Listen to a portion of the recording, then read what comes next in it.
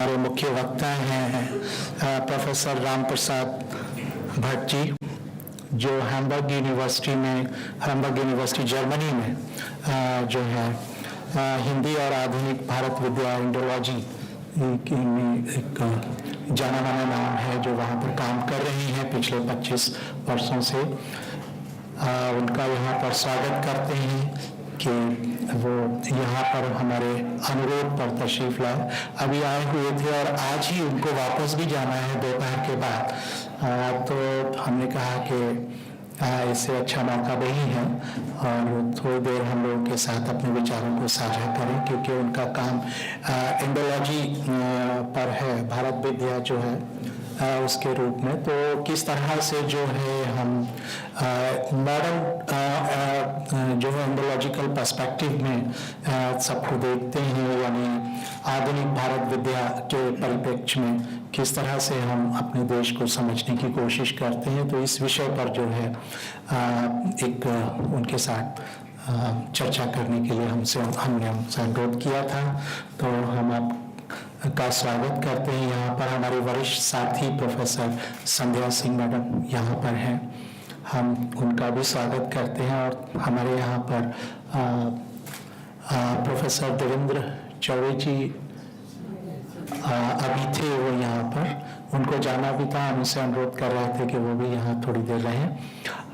Jawaharlal Nehru university से professor Devendra Choubey जी। बाकी हमारे सभी साथ के जो विभाग के लोग हैं यहाँ पर मौजूद हैं, सबका नाम क्या लेना है, सब लोगों का, और तमाम जो बाहर से हमारे साथी आए हुए हैं, अन्य विभागों से भी बहुत सारे लोग हैं यहाँ पर, हम उनका यहाँ पर स्वागत करते हैं। ज़्यादा कुछ ना कहते हुए हम सिर्फ अपने जो मुख्य वक्ता हैं उनके बारे में इतना बताते चलें कि उन्होंने लैंग्वेज स्कूल मसूरी से जो है वो आरंभ किया था, काम करना शुरू किया था। फिर उसके बाद कई एक जगहों पर वो रहे और रहने के बाद अभी इस वक्त जो है वो हैम्बर्ग यूनिवर्सिटी जर्मनी में जो है काम कर रहे हैं। आपने काफ़ी एक हिंदी इंटेंसिव कोर्स ख़ासतौर से बनाया है, जो स्टूडेंट और नॉन स्टूडेंट जो जर्मनी के हैं उनके लिए। इसके अलावा कई एक अवार्ड भी आपने हासिल किए हैं, निर्मल वर्मा अवार्ड मुख्य है, उसमें आपको अवार्ड मिला है, तो वो यहाँ पर तशरीफ़ लाए हैं। मैं ज़्यादा कुछ नहीं कहना चाहूँगा, मैं उनके लिए स्पेस दूँगा कि वो यहाँ पर तशरीफ़ लाएँ और अपनी बात को रखें, क्योंकि समय बहुत अधिक हो चुका है और उनको जल्दी जाना भी है। तो हम चाहेंगे कि वो अपनी बात को यहाँ पर रखें और फिर उसके बाद हम सब लोग जो है उस चर्चा में शरीक होंगे। बाद में जो प्रश्न की शक्ल में हो सकते हैं, एडिशन हो सकता है, तो उन सबको रखेंगे। तो मैं उससे पहले मैं प्रोफेसर संध्या सिंह मैडम से अनुरोध करूँगा कि वो उनका स्वागत हसीन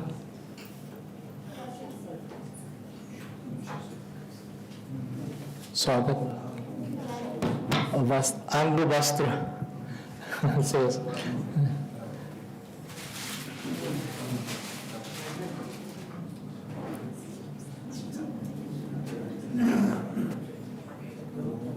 मैडम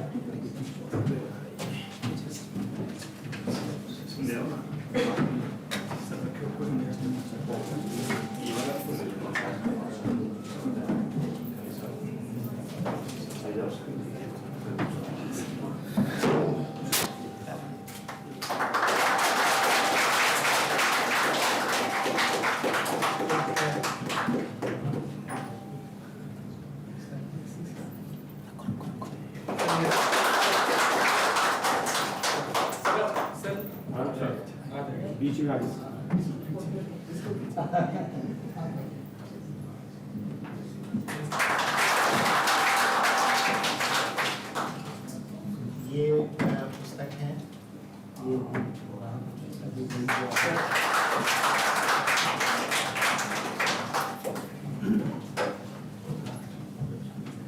मैं अनुरोध करूंगा प्रोफेसर रामप्रसाद भट्ट जी से कि वो अपना वक्तव्य दें।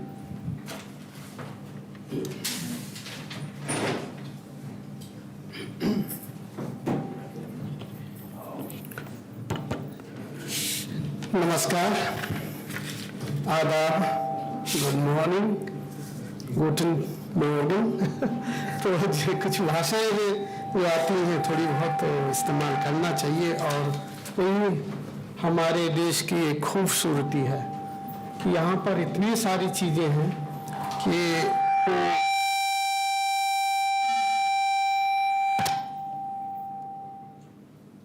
कि इंसान जीवन भर सीखता ही रहता है, चाहे कितना भी पढ़ ले, कितना भी घूम ले। हर बार जब भी आप भारत आते हैं, कोई भी हो, हम में से कोई भी हो, देश से बाहर जाता है या एक जगह से दूसरी जगह जाता है, आप दिल्ली में रहते हैं, आप पहाड़ में जाइएगा तो कुछ नया सीखने को मिलेगा, तमिलनाडु जाएंगे तो कुछ अलग ही दिखेगा, बंगाल जाएंगे तो और अलग कुछ दिखेगा, नॉर्थ ईस्ट इंडिया बहुत अलग है। तो ये बहुत बड़ा एक क्या कहना चाहिए, पॉजिटिव साइड इस देश की है कि जब भी हम कहीं जाते हैं, कुछ भी करते हैं, तो कुछ ना कुछ नया सीखते हैं हर बार। और मुझे लगता है कि इस तरह की जो विविधता है, बहुलता है, वो कहीं दूसरी जगह नहीं मिलती। तो फिलहाल माननीय आदरणीय professor Farooq Ansari ji, professor Sandhya Singh ji, professor Agarwal, professor Yadav ji, and of course professor Saklani ji, आपके डायरेक्टर, जिन्होंने मुझे फोर्स किया यहाँ आने के लिए और मेरे मित्र और colleague professor Choubey, a wonderful person. मैं आप सभी का बहुत धन्यवाद देना चाहूँगा, अभिनंदन करना चाहूँगा कि आपने मुझे इतने महत्वपूर्ण देश का ये संस्थान है और यहाँ मुझे अपने कुछ विचार रखने के लिए आमंत्रित किया, एक अवसर प्रदान किया। तो मैं बहुत ही शुक्रगुजार हूँ सच में, और आनंद भी महसूस कर रहा हूँ कि मैं यहाँ हूँ आप लोगों के बीच, लेकिन दूसरी तरफ से ये भी थोड़ा दुख है कि मुझे जल्दी जाना है। अच्छा ये होता कि मैं थोड़ा यहाँ और कुछ देख पाता, आपका पुस्तकालय देख पाता, जो हमारा आमतौर पर उद्देश्य होता है, या आपके यहाँ आर्काइव होगा, या दूसरे लोग हैं, इतने सारे फैकल्टीज़ और कलीग्स हैं, उनसे बात करता। पर चलिए फिर कभी तो आता रहता हूँ, और सकलानी जी पूछते भी रहते हैं, तो उनके संपर्क में मैं लगातार रहता ही हूँ। तो अब अंसारी जी से और मैम के साथ तो काम भी कर चुका हूँ, माफ़ कीजिए भूल गया था मैं। और एक चीज़ और आपको शायद सुनकर खुशी होगी कि हमने केदारनाथ सिंह जी की कविताओं का जर्मन में अनुवाद किया है, और वो कुछ पत्रिकाओं में छपा है, और अभी उस पर काम चल रहा है, क्योंकि बहुत सारे जो कवि हैं जिनकी मुख्य कविताएं हैं, उनका एक संकलन हम तैयार कर रहे हैं, वो प्रेस में है, कभी आ जाएगा तो मैं आपको भेज दूंगा कम से कम एक प्रति। तो मुझे बहुत खुशी हो रही है सर, मुझे मालूम नहीं था सच में तो एक बार धन्यवाद आप सभी का आज मुझे यहाँ आमंत्रित करने के लिए। तो समय कम है, और आप सभी साथियों का, और अगर यहाँ छात्र हैं, छात्र तो शायद नहीं होंगे, लेकिन कलीग्स हैं और सारे विद्वान लोग हैं, आप सबका हार्दिक अभिनंदन, और आप प्लीज़ बियर विद मी तो ज़रूर ये है कि वार्ता है, और इसमें कुछ हो सकता है मैं कुछ लोग पहले भी सुन चुके होंगे, तो इसमें मैंने कुछ ज़्यादा बदलाव तो नहीं किया। अगर आप JNU में थे तो वहाँ भी इसी तरह का कुछ कहा था पिछले सप्ताह, तो हो सकता है कि किसी के लिए ज़्यादा नया ना हो, लेकिन फिर भी हर बार जब हम बात करते हैं तो कुछ नया दिमाग में आ जाता है या देखने को मिलता है। तो इस बार भी कुछ ऐसा हुआ सच में, जब मैं फील्ड वर्क के लिए उत्तराखंड गया तो वहाँ भी कुछ नया दिखा, और कुछ नया सुनाई दिया या रिकॉर्ड किया मैंने, तो वो भी मैं शायद ज़्यादा नहीं, लेकिन छोटा सा एक घटना आपको बता सकता हूँ उसके बारे में। तो फिलहाल आज का जो विषय है वो अंग्रेजी में है, और वो अंग्रेजी में इसलिए है कि कई बार जो शब्द का प्रयोग होता है, लफ्ज़ होते हैं, या यहाँ तक कि जो अंक भी होते हैं, सिफर होते हैं, उनमें भी गड़बड़ियाँ हो जाती हैं। अनुवाद, क्योंकि अनुवाद एक बहुत बड़ा माध्यम है एक दूसरे को समझने का, लेकिन अनुवाद इतना मुश्किल भी है, बहुत मुश्किल काम है, क्योंकि आप सिर्फ शब्द का वो अनुवाद नहीं कर रहे होते हैं, आप सिर्फ उस वाक्य का अनुवाद नहीं कर रहे होते बल्कि उस संस्कृति का, दो अलग अलग संस्कृतियों का भी अनुवाद साथ साथ चलता है। समाज का अनुवाद होता है, हमारी जो हैबिट्स हैं, खाने की आदतें हैं, बोलने की आदतें हैं, हमारा जो संबंध है, पारिवारिक स्ट्रक्चर है और जो भूगोल है। और इसीलिए मैं हमेशा कहता हूँ, माफ कीजिए, बुरा न मानिए, कि हर शब्द का अपना एक भूगोल होता है एंड उस ज्योग्राफी में वो कल्चरल जो बैकग्राउंड होती है उस शब्द की एक विशेषता होती है, जहाँ से वो पैदा होता है, जिस वजह से वो पैदा होता है। और उसको वो जरूरी नहीं है कि वो दूसरी संस्कृति में भी उसी तरह से विद्यमान हो, उपलब्ध हो, तो वहाँ ध्यान रखने की बहुत आवश्यकता है। और हमारे देश में खास करके शिक्षा के क्षेत्र में आप लोग पुस्तकों का निर्माण करते हैं, आप एक बहुत ही महत्वपूर्ण संस्थान में, और आपकी जिम्मेदारी मुझे लगता है कि देश में, चाहे वो शैक्षिक जगत को लेकर हो या सामाजिकीकरण को लेकर के हो या फिर राजनीतिक दृष्टि से हो, मुझे लगता है बहुत ही महत्वपूर्ण काम आप लोग कर रहे हैं और आपकी उतनी ही बड़ी आपकी जिम्मेदारी भी है। तो ये मैं हमेशा कहता हूँ कि जो जिस काम को हम हाथ में लेते हैं, अगर जितना बड़ा काम है उतनी बड़ी जिम्मेदारी भी आपको लेनी होती है, और वही हम कर रहे हैं। तो इंडोलॉजिस्ट, उसी को मैं कनेक्ट करना चाहता हूँ कि जब हम लोग शब्द का प्रयोग करते हैं तो ये तो अपने देश का नहीं है इंडोलॉजी, और हिंदी भी अपना नहीं है, उर्दू भी अपना नहीं है, बाहर से है। तो उस पर्सपेक्टिव से, उस दृष्टि से हम समझ सकते हैं कि हम जिस दुनिया में जी रहे हैं, बड़े हुए हैं, वहाँ क्या क्या हुआ है, क्या क्या चीजें हुई है, क्या क्या चीजें हो रही हैं, हम पर किन किन का प्रभाव पड़ा है, हमारा प्रभाव किन किन पर पड़ा है, वो सारी चीजें उसमें आ जाती हैं, समा जाती हैं। अब जब कोई भी इंसान, आम इंसान है, उसे थोड़ी पता है कि भाई ये शब्द कहाँ से आया। अब मान लीजिए आपने कहा सिर्फ, आपने बर्फ कहा, अब आप उसका डेरिवेशन देखिए, उसके हिस्ट्री में जाइएगा तो आपको कुछ और ही दिखाई देगा। आपको बहुत सारे ऐसी घटनाएं हैं जहाँ हमको पता नहीं होता, लेकिन हम आम रूप से उसका इस्तेमाल करते हैं। एक शब्द और जो हम इस्तेमाल आम यहाँ करते हैं, संभवतः अगर आप अरेबिक कल्चर में अगर जाइएगा तो हो सकता है आपके थप्पड़ भी मर जाए।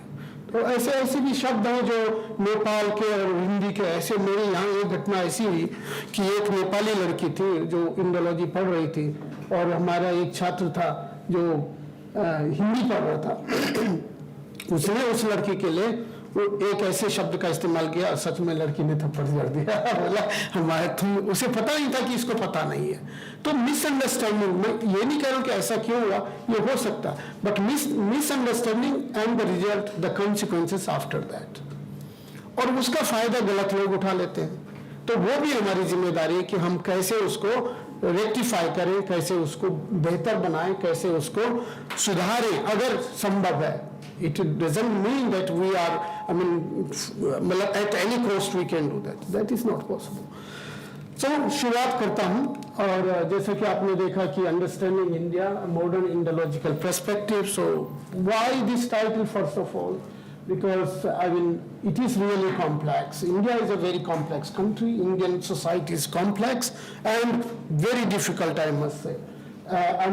Even for me, I was born in Himalaya, studied in Missouri, and straight away I went to Europe. So of course I didn't have enough time to understand, the lifestyle, the faith system, the complexity of our society, for example, in the plains of India, or even South India, or Northeast India, or even West India. Just go to Gujarat or Maratha. So it's really complex, and we get to know about this when we go into deeper studies, when we realize what is happening here.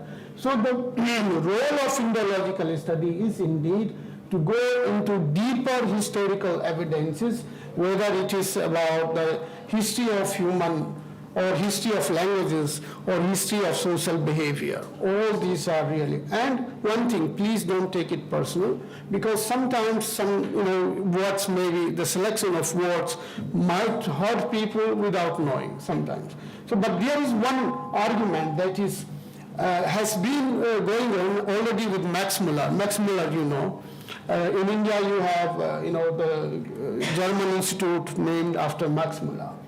But actually, this institute is not offered Max Muller all over the world. It's only in India. And you know who Max Muller is? He was never in this country. He never came to India. But he is the one person who changed the whole discourse. Then after William Jones, he is the one. So now imagine a person who never saw you, your society, never, even visited the geography, social life, eating habits, behavior of people, the practice of religion, but he made a great change, and that change was, of course, the phonological impact and translation. Yeah, so that's why it is, and he says in that book, what can we learn from India, or what can India teach us? It is given that he says, all other parts of the world have experienced the different development of, let me say, political or religious development. That is what he is using. These are not my words. He says, if you look at the Christian countries where monotheism, basically is arguing, raising the question between monotheism and, of course, what we have multi-faith system. But this is in those countries and in those societies, he used Christianity first. But the pagan religion, pagan way of life disappeared. That is the second question, how it disappeared. Somewhere you see it is by force, somewhere it is because people are inclined because of economic, political, and other benefits, and in some other parts of the world it happened in other way. China, of course, till past few years, it was also kind of pretty complex, but now because of political discourse and one party rule, it has been contained. And you see there are many languages, Cantonese, Mandarin, but politically it is only Mandarin. And it is also taught. In Europe, they fight with us, they say, we can't, you don't raise the issue of Cantonese. You are disturbing our harmony. Can you imagine that? This is what they argue. In case of India, which is a very unique case of studies, for Indologists, and that's why we are called Indologists, because this country has contained, adopted, accepted almost every different things, and that is the beauty, because it survived, it evolved, it taught us how to live together, it taught us how to learn the knowledge system from one system to another system, and how to how to engage them, because that's another question. You may know two different languages, but the question is, can you also separate them at the given point, at the given place? अगर मैं आपके सामने अगर German में भाषण दूंगा, आपके पल्ले थोड़ी पड़ेगा, हो सकता कुछ लोगों को आती हो.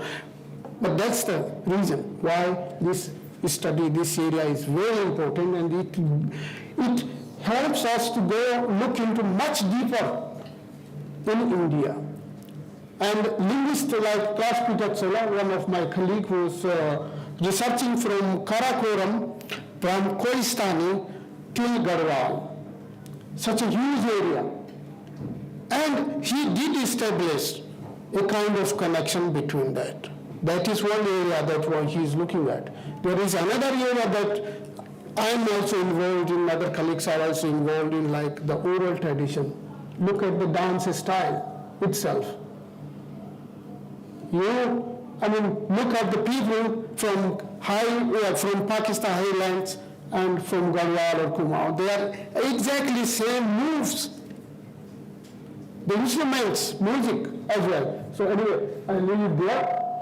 Then Indological perspective, why I chose it? Because modern Indological perspective, why? Because basically when, before 1950s, 60s, it was very obvious that when we talked about Indology, it meant by Pracha-vidya. And what did you understand by, or we understand from Pracha-vidya? इसका मतलब है कि संस्कृत, प्राकृत, Pali, Abhrans. That was the area. After Tulsidas, classical Indologists say they literally use this even today. Arey, India mein kya hai, kuch bhi nahi hai, chhod do. Manuscript culture is there. And by the way, they are very influential. They have the money, they get the project. One of my colleagues, just 1 year back, she got about 25 million euro project, 25 million. Classical Indologist gets money, but the modern Indologists, they say, you are fighting each other, so you don't get much. So that is one area, but of course this is very extreme what I told you. There is combination, it's the same institute. I am doing modern India, my colleagues are doing classical India, another is doing classical Tamil, one is doing Tibetology, the other one is doing, Buddhism, for example. So it's a combined thing. So basically, this idea of Indology, the term comes from German scholars. It is of course Latin, Indic, and from that it was developed because they are doing all missionaries who are actually developing this. And we must accept whatever we may say them name them politically, but their contribution cannot be denied. They documented our languages, they documented our cultural behavior, they documented our literature as well. So it is done, you can't deny that. So, and it was developing there and then it went on.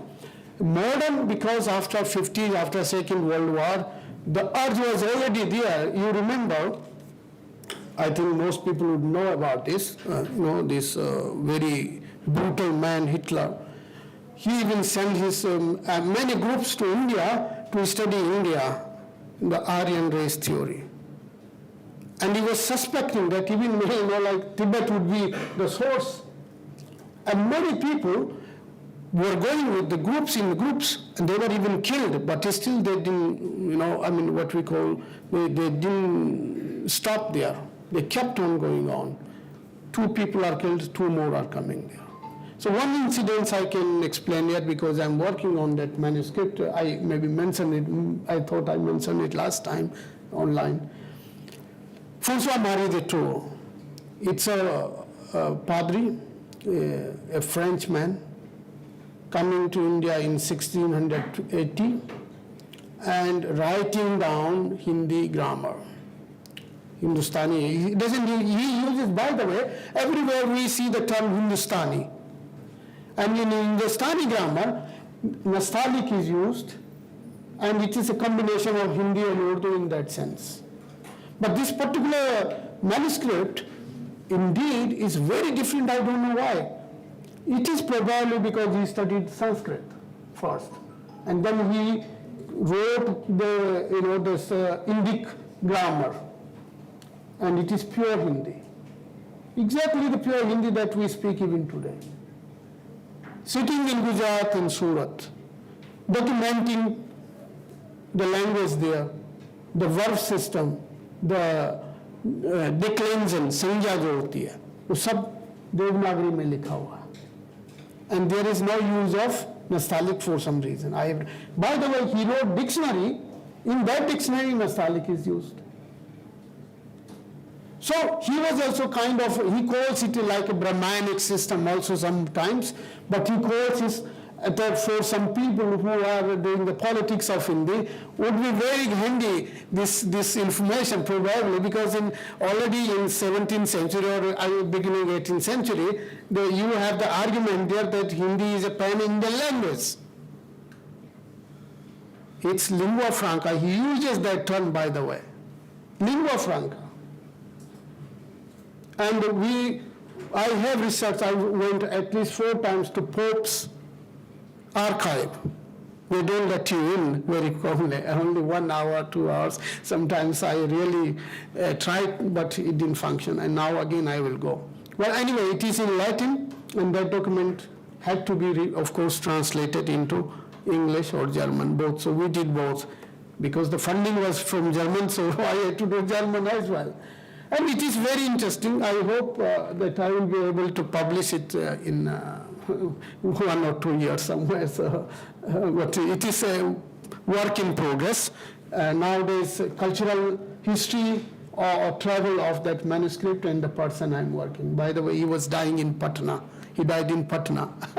So any of you coming from that area, please let me know, get in touch with me, because I would love to, ask you something. There is a place called Padri Ki Haveli, and that is the area where the first missionary must have been living. They established the church there. Anyway, so modern, because of the modernity, India changed. We have Hindi, we have Urdu, we have Marathi, we have Bengali, Gujarati, and that's why, of course, you cannot leave out the people today, or the living languages. And imagine if you just study India, Sanskrit, where that is not spoken largely, but also not, people don't have knowledge of this language, right? So we live what we say. Hindi वाला हिंदी में चल रहा, पंजाबी पंजाबी में अपना व्यवहार करता है, उर्दू वाला अपनी तरह से चल रहा है, वो सब. तो इसलिए ये बहुत जरूरी है कि to make this kind of distinction. So I already talked about classical and modern Indology, and the term Indology itself. Nowadays there is another conflict, and this is from both sides, I must say, because you may say that I'm Indian, and but I have been living outside too long now, and I'm neither here nor there. I am somewhere in between, because your thought process changes, your way of thinking changes, your sense of dressing, sense of eating, everything changes, which is somehow I feel a bit unfortunate, but that's how it is. And then the use of the term South Asian studies. So this is purely political, of course, and it is political also important, because if Indology is always connected or taken for granted by some people, they say, oh, this is arts, but that's not the case. Pakistan also has the same tradition, same culture, same way of eating, yeah, and you see the history is there. Bangladesh as well, and even parts of Afghanistan, Nepal, Bhutan, these areas. And that is the reason why, some scholars thought, okay, to get over these problems, South Asian studies is a better term. But I tell you, some Germans are absolutely against this term, absolutely. And that's why they still use Indology. In America, you find, or in England also, South Asian studies. Only in Heidelberg we have, South Asian Institute, that is South Asian Institute. But others still use Indology. So classical Indology versus, of course, these primary sources, historical and philological approach that is used because they work with text and manuscript and so on and so forth. But against that, modern Indologies, of course, has to, apply different methods to study, because you cannot study Hindi, for example, from my perspective, from outside perspective, because the students, they just learn the language only, to read, write, and speak a bit, but they are not going too much into the literature. That is a research part, that is what they do. So it is more or less about culture and people, and of course the other knowledge system, that is what is being done there. Even cinema comes there, media comes there, these paintings, we were just talking about this. These different approaches you have to combine, etymological approach, social linguistic approach, and others. So it's basically interdisciplinary. And that's how we can work. Otherwise, it is very difficult to get along with that. Okay, the history of discipline, most of you know, and I think some of you have already heard. I said it, William Jones was one of the person, though there are people who have been documenting the languages before, just what I mentioned. Kettler, Joshua Kettler, who was a Dutch. He was documenting Persian, by the way, and Hindustani grammar already in 1698. But he was in Surat, but also in Agra and Delhi he came here. And by the way, he became the the most important manager between Mughal emperors, the Europeans and the Persian Arabic businessmen, only because he knew the languages. He died somewhere in Persia, in Iran, somewhere. And in the beginning, this guy was a criminal because he poisoned his boss as a young man. Anyway, so then we go further. This is one area which is being debated, and of course, I'm happy that I'm part of that. That the classical Indologists, they thought, okay, no, it's Sanskrit that has been documented already in the 17th century, but we have evidences now. And luckily, it was a classical Indologist who passed that manuscript on to me. So I was really lucky in Sweden, in Uppsala it was. So early Indology was heavily influenced by European colonial interest, of course, and Orientalist perspectives. But the field has since evolved into a more critical and global kind of discipline. So Germans, how do Germans come in play here or in the game? Because they were not colonizing here. They were like, we had Portuguese, we had French, we had even Spanish they tried, but most importantly the Dutch, they were also, Portuguese and Dutch were really brutal. And they were also very successful. You know the name of Xavier in Goa, how many people he executed, killed in his rule. And he didn't see that whether you are Brahmin, Kshatriya, Muslim, this and that, Shia or Sunni. For him, you are just a person from here. You are not obeying his dictate. That's why. So and then of course now it is one side. It is the interest of different disciplines like ethnology, linguist, political scientist, the sociologist, even psychologist, and religious studies. Anyway, it is there.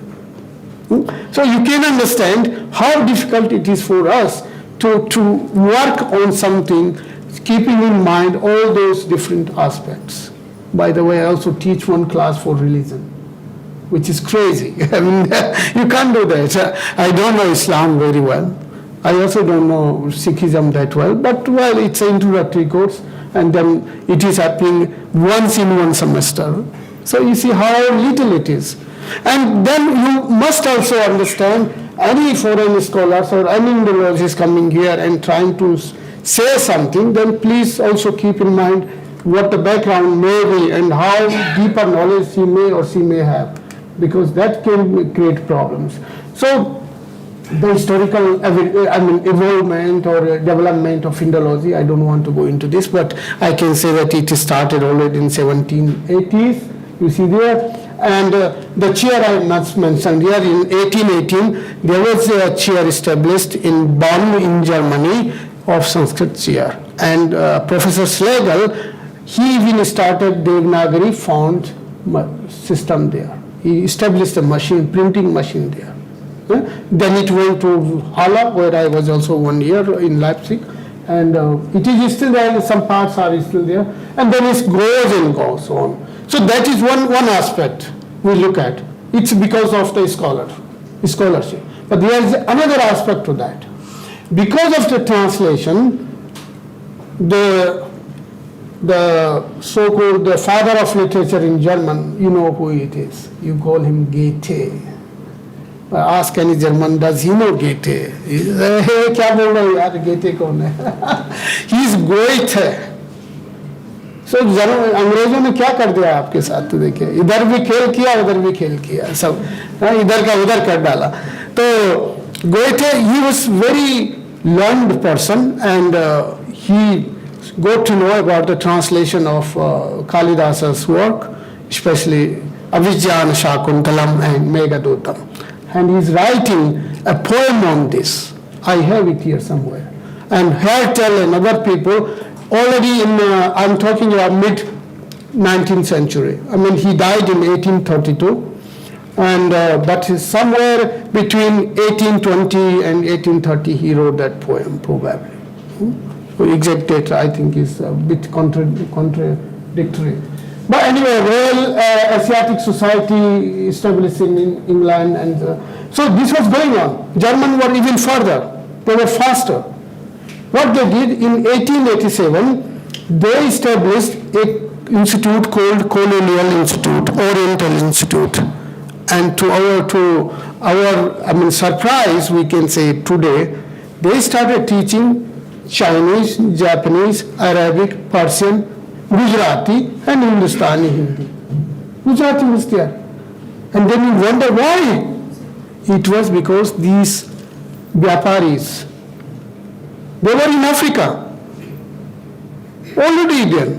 And that was the main reason, because they were diamond, seller, buyer, these businessmen, they were very important. और जो हम कहते हैं मसाले, Hamburg जिस शहर में रहता हूँ, हमारे यहाँ एक पूरा म्यूजियम, मतलब पूरा टाउन का एक बहुत बड़ा भाग यहाँ से मतलब कम से कम 3 किलोमीटर में या 1.5 किलोमीटर से 3 किलोमीटर में वही था। सिर्फ वहाँ स्पाइसेस, मसाले जो आते थे भारत से, वहाँ रखे जाते थे, फिर आगे जाते थे। तो उसका नाम ही स्पाइसर स्टार्ट है, मतलब जहाँ चीज़ों को रखा जाता है, सुरक्षित रखा जाता है। तो ये चीज़ें थी। और फिर उन्होंने हमारे यहाँ जो संस्कृत की शुरुआत हुई 1914 में, यूनिवर्सिटी की स्थापना हुई 1919 में, और हिंदी, उर्दू, फारसी की पढ़ाई हो गई 1922 में। So the post that I have today was created in 1922. It's over 100 years old. And 𝐒𝐞𝐫𝐬𝐭𝐚𝐧𝐝 was from Mumbai, by the way, Maharashtra, and he used to teach Farsi, Urdu, Hindi, and Sanskrit. Imagine people working those days, those scholars, in hardships. We are very lucky today. We see everything we have. Books are online, papers are online, everything. But those people working really, from the sketch. So that is the impact. So this is a little bit overview, the heterodox schools and so on and so forth. So I don't want to go into this. Please read it yourself, because it is available everywhere. Just to show you that what the Germans started, they started right with the Vedas and went into like till numeral systems. They also worked on mathematics, physics, and even music system. There is a instrument called speaker. कोई scientist अपना दोस्त बंगाल का, भारत में शायद लोगों को मालूम ना हो, उन्होंने डेवलप किया जर्मनी में, and that is the most expensive speaker. Another part to that is many Germans are working here in India before Second World War. And during the Second World War, they were taken into custody, over thousands of Germans, and were taken to Madhya Pradesh Bhopal. And अगर आप भोपाल के हैं तो भोपाल जाइए कृपा करके, उसके नीचे एक जंगल है बहुत बड़ा, और जंगल के बीच में उनके लिए उन्होंने एक रहने की जगह बनाई थी, और उनको काम दिया गया था कि तुम गाड़ियों को ठीक करोगे, वर्कशॉप बना दी, क्योंकि जर्मन को ये सारी चीजें आती हैं उनको, वो पहले से ही बड़े माहिर हैं इन चीजों में। अपना जो मद्रास IIT जर्मनों ने स्थापित किया नेहरू जी के कहने पर। तो बहुत कंट्रीब्यूशन है। आपका जो cinema, the technology of cinema is established by Germans, the very first one. Nowadays we are a bit happy that some of our girls are also here. So this is, these are the people here, what you know, Max Muller, Augustus Wilhelm Schlegel, Friedrich Schlegel. Franz Bopp is very important for morphology, because he developed how to denote the sound system of classical and classical Indian languages into German or in Latin. But to our surprise, when I looked at these manuscripts that are written already 1698 and 1703 and 4, he is already trying there. He is quite precise, by the way. Quite precise. Only why it is because of Latin or French, it becomes OU, he writes. Like अगर O लिख रहा है तो OU का इस्तेमाल करता है, और जो स्वर हैं वो भी लैटिन की तरह लिखे गए हैं। तो if you know Latin, you immediately recognize. I was ये मेरे लिए बड़ा एक तरह सा बहुत खराब सपना था कि मुझे थोड़ी बहुत लैटिन सीखनी पड़ी लेकिन it was also other side, it was very interesting for me that looking at Sanskrit, looking at modern Indian languages and looking at Latin, how it influenced the modern European languages. Very interesting part. Heinrich Simard, he was going into, of course, the philosophy, and one Schopenhauer is cited by many people like Purushottam Agrawal, Namvarji, other people, this. He's, of course, the remarkable, similarities between the ideas of Upanishads and Latin or whatever we call those Greek ideas, Roman ideas. And funny enough, he's also writing what I cited here. My ideas and the ideas from the Upanishads are quite similar. Why? So मतलब ऐसा लग रहा है ना कि जैसे कि उसका आइडिया उसने अपने आप डेवलप किया, उपनिषद का जो है वो बाद में आया. So it gives that feeling. So sometimes this is also done knowingly because of funding probably. I don't know why, but there are people who are also demanding that.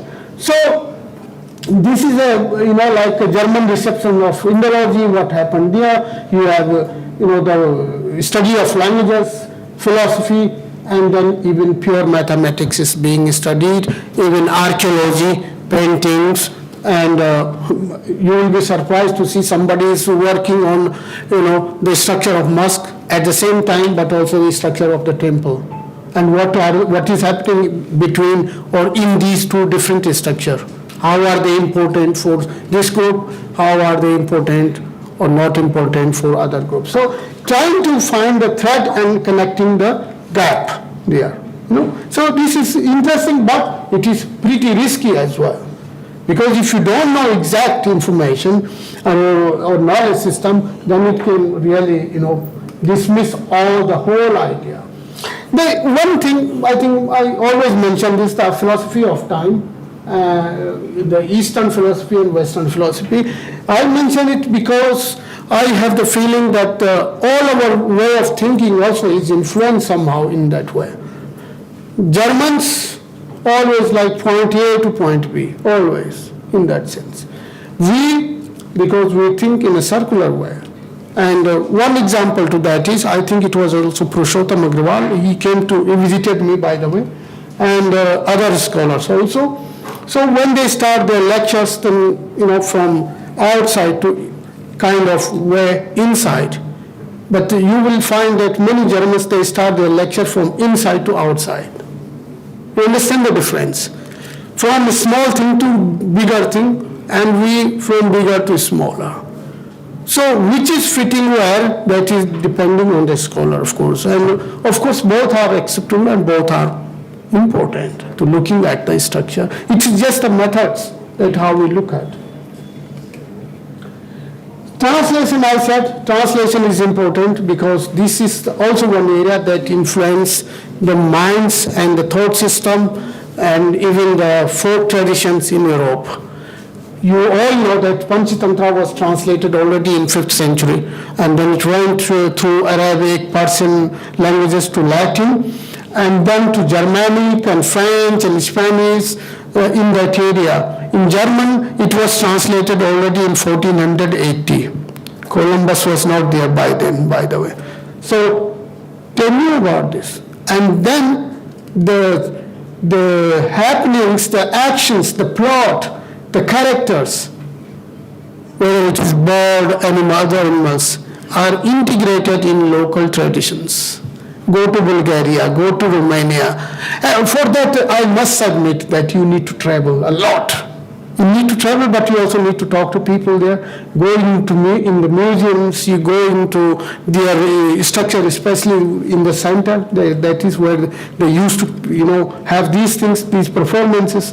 And other area that is of our interest and should be of our interest is the study of Sinti and Roma, because these are the people, the group of people who are, by now it is established that they are actually Indian origin, coming from Sindh, Gujarat and Rajasthan. So I also wrote a paper on this in German, unfortunately, because the project was as such. So 10 Hindi, 10 Urdu and 10 Romani. So Hindi, Urdu and Romani इन तीन को देख रहे हैं कि इसमें संज्ञा किस तरह से चलती है, क्रिया कैसे चलती है, या विशेषण कैसे काम करता है, क्या क्या क्या हो रहा है, और उसकी सामाजिकता, sociology of the word there. So I can share with you that very much close, very close. It is online, you can do that. But it's very interesting. And then of course, translation of Bhagavad Gita, and I already mentioned, the work of Kalidasa's. That was received with really great joy in Europe, great joy. And then Mahabharata. And so today what is happening? I don't know whether Indian institutes are using that, but in Europe I can say, because sometimes I'm invited there by very different institutes to, give little lectures. Not that long. I refuse to, because I am not that expert, that big expert on that subject. But they are using Bidyaniti, they are using Akbar's period, taxation system, the land reform system, and the Chanakya Niti.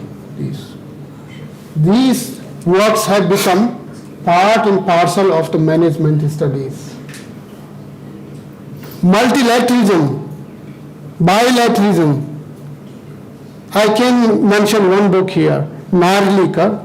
This is a scholar from JNU, by the way, and she was in Hamburg.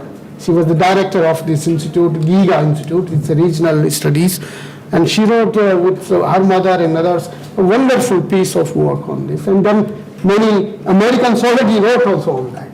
So Indians are also trying to write. But imagine that your knowledge system is being used and you don't know about it. It is coming back to you in a different form. And they are profiting really very much from this knowledge system. That was the main motto of Germans.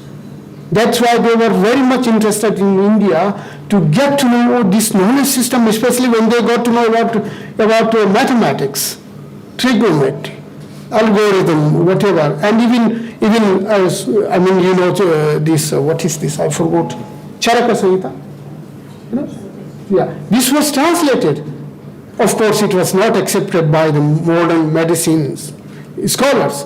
Even today, they argue differently. But there are people, Germans, Germans, French, Italians, who are arguing or building their argument on this foundation. It is there. By the way, have you been to Chicago? Anybody? Chicago, you go Chicago, you find they have erected a statue there. All these things. And you saw in the beginning, I had this icon of Nataraja. So it was, please excuse me, it was not because of religion. It is purely because of academic and for knowledge system. You know about the God particle? Have you read about it? God particle. Yes. Anybody? Yes. You know about that project? 𝐔𝐬𝐴. That is what is being researched there. You know that they are putting this statue there. And the reasoning they give, of course, for them it is just this structure, this rounded structure. It has nothing to do with the religion, by the way. Okay? If somebody wants to claim that, that is rubbish. So what I want to say, that even the object, we are influenced by the subject, the shape of the object. ये तो human behavior है ना, psychology. आपने किसी सुंदर लड़की को देखा, आपकी व्यवहार ही बदल जाता है. किसी सुंदर लड़के को देखा, व्यवहार आपका बदल जाता है. This is human behavior. है ना? तो ऐसे ही वहाँ भी होता है कि आप किसी चीज को देखते हैं, then you have different thoughts. And this is being also researched, by the way, that how Indians manage to survive in such a way that they can actually come out from all different kinds of problems or difficulties. And not only, look at the ethnicity of our country, look at the linguistic, diversity of our country, look at our eating system, our भोजन दक्षिण में अलग है, गुजरात में अलग है, पहाड़ में जाइएगा बिल्कुल अलग है, यहाँ बनारस में मैं परसों था बिल्कुल अलग है. तो imagine, and this harmony largely, this nation is still having it is very harmonious, I must say. If you go around the globe, you find India is really a country that where you would like to be, at least in some period of your life you want to stay there. So I mentioned this, and then it was traveling in different languages, and even the characters are being changed, diagrams are changed because they are being adapted. Characters are being adapted, and they are given different names. So sorry, I will go quicker. This is the poem that this Goethe, Johannes Wolfgang Goethe, wrote here. You can read yourself. I haven't read it. It may be a bit exotic for people. He's talking about Shakuntala and Nala and Meghdoot. अच्छा मेघदूत जो संदेश वाहक है, बताइए. और वो तो आपको फोक ट्रेडिशन में बहुत मिल जाएगा. पक्षी भी आपका एक संदेश वाहक का काम करती है ना. और कई बार जानवर भी अलग अलग है उस तरह वो. लेकिन उसको ये पढ़ के बड़ा इतना अच्छा लगा, उसने कहीं बहुत लंबा एक क्रिटिकल पीस लिखा इसके बारे में, भारत के साहित्य के बारे में, और वो तुलना कर रहा फ्रेंच साहित्य की, जर्मन साहित्य की. बोल रहा यार ये लोग तो बहुत आगे बढ़ गए हमसे, ये कैसे संभव है. मतलब it could be jealousy in a way from our perspective, but no, of course not. It was not jealousy. He was trying to understand how, because their understanding of India was like Khanabdos, Khanbar. अबे ये तो cobra वाले लोग हैं, ये तो इधर उधर. But then there are people who also research on cobra. What is the importance of cobra in our life? This is so that is also there, and I have translated a few of them, but I was not able to publish them. I will publish them later on because I'm still working on them. And I told you, it is difficult to find exact nuance because nuance makes the difference. अभी कई बार ऐसा होता है ना, आपने किसी को कुछ आवाज दी, बोला, तो संभव है कि जो आपके सामने बैठा हो उसको गलत ले ले. आपने तो नहीं कहा था वैसे, पर गलत हो जाता कई बार. आपकी टोन में अगर टोन खराब हो गई तो बस काम समझ लीजिए कि काम गड़बड़ा गया हमारा. तो ये है.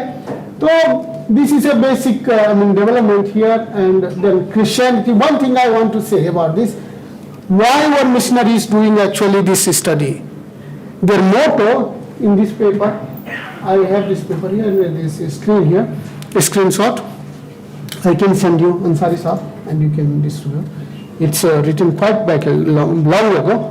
And this paper argue, and he goes into deeper study, that actually the missionaries wanted to, kind of divide Indians, Africans in one side, and other categories they had Japanese and Chinese.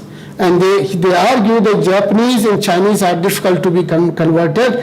Indians and Africans are easier to be converted. And funds were also allotted accordingly, by the way. Can you imagine that? And then they go further on, and then they talk, this paper talks about accommodation and appropriation. So you know it, I don't need to go into this, but I can send it and then people can read. Oh, क्या हो गया? आगे नहीं बढ़ता. Hello?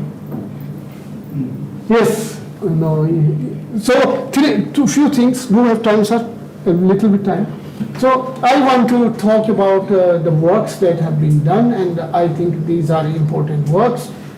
First name is Edward Said, who is arguing against the Indologists that what you are doing actually, you are claiming that you are superior than the Eastern people living in the eastern part of the world.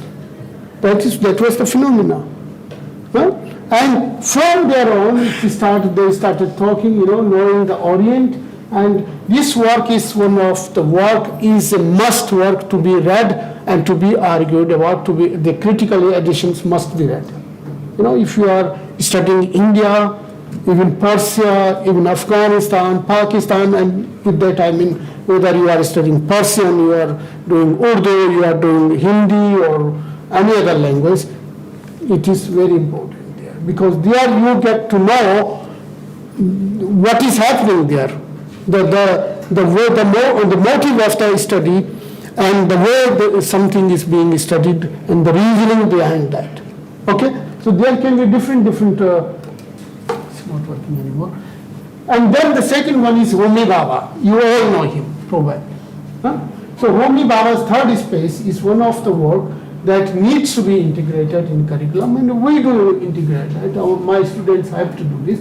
It is very good to study almost anything about India. Whether you are doing language, आप दिल्ली में कोई बिहार से होगा, कोई राजस्थान से होगा, कोई कहीं और से होगा, और जब हम मिलते हैं ना तो वो चंक से जो है वो आपस में जुड़ जाते हैं। अब दक्षिण जर्मनी से लोग आते हैं तो अगर आप कम्युनिकेट नहीं कर पाते तो बीच में कुछ ना कुछ हम साइन लैंग्वेज है कुछ भी, but there is some establishment of communication it's happening, and that is what is called third space. So but what he is arguing in the beginning is of course the one side we have colonial legacy, you know, the way of working and thinking and looking at ourselves, that is one thing, and on the other hand we have the aftermath after our independence. You know, this book is written 85, so of course he must have thought quite a lot about this, and he's in America. That is Benjamin, he calls it, he marks it as a mediation space, so keep it like this there. And you know, Francesca Orsini, she has written that wonderful book, you know, Hindi's public sphere. So you find also some arguments like this also there, how people received, you know, some kind of, linguistic development, literary development. And here you see even in cultural space, it is there, third space is there, because you move from Tamil Nadu to Delhi, आप वो वाली चीज़ तो नहीं खा सकते हैं।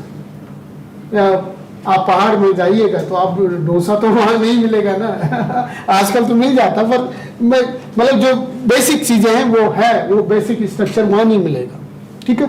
तो यही चीज़ें हमारे दूसरे एरिया में भी इस्तेमाल हो सकती हैं। One more name I need to tell you here that I have, I don't know whether it is there, I will check. No, it is not there. Oh, it's not working? No, working. Okay. The other name is Hofstede. Hofstede's theory, you know that onion theory. You know, प्याज। और प्याज की जो layers है उसका इस्तेमाल करता है ये दिखाने में कि हमारी जो सोसाइटी है खास करके साउथ एशिया की, वो कितनी लेयर्स उसमें, it is layer after layer, and it is very handy to study folk traditions. I use it really, it's very very handy, and I also our culture, because it's basically a hybrid culture. We can't leave it out, we cannot ignore that. Our evolvement is as such, and if somebody talks about purity, then I think somebody needs to really study and go to school again. Sorry. And then the madness and, you know, the society is written by Foucault. You know him, Michel Foucault, a French, and this work is used by journalists, anybody you are doing text analysis, and of course in political science and other areas. So because India में क्या है ना, हर चीज से जुड़ी हुई है। ये यहाँ ये नहीं है कि सेग्रीगेशन एक तरह से बहुत कम है हमारे यहाँ। आप एक छोटा उदाहरण दे रहा हूँ, बुरा ना मानिए, कोई प्रोफेसर है ना, कोई प्रोफेसर लेखक भी है, अब आप दोनों को कैसे स्टडी करेंगे?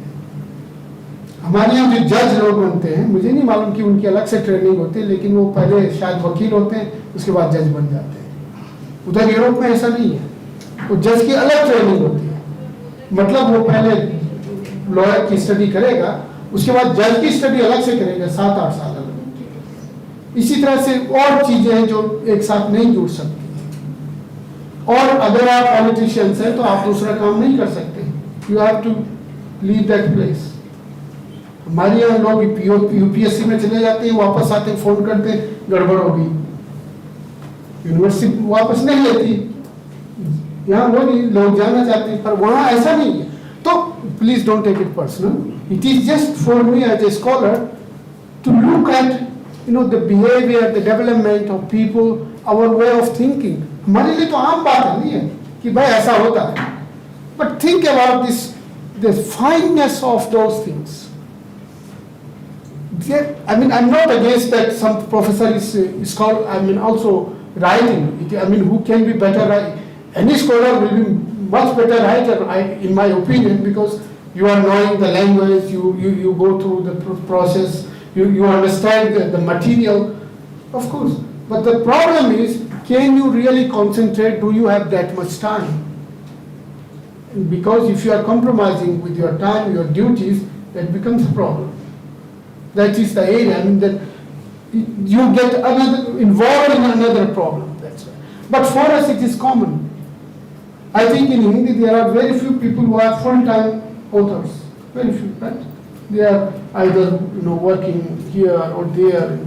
But this is our हमारी किस्मत है ऐसा ही है क्योंकि यहाँ लेखकों को कोई पैसा तो मिलता नहीं अगर सरकार वो करे तो फिर ऐसा हो जाए वहाँ ऐसा है वहाँ जर्नलिस्ट को भी पैसा मिलता है आपको मालूम है ना घर भी मिलता है यहाँ जर्नलिस्ट तो सड़क पर ऐसे जाते हैं so that's the I mean difference yeah and it influence our if you study more I mean the folk traditions then I would suggest Vladimir Pop is morphology of folk tales wonderful I mean from methodological point of view and then Alan Durden's this interpreting folklore also important so one area that is actually striking nowadays and people are also working by the way Professor 𝐶𝐞𝐫𝐬𝐻 and I and other people are also in that little project it is we have to I mean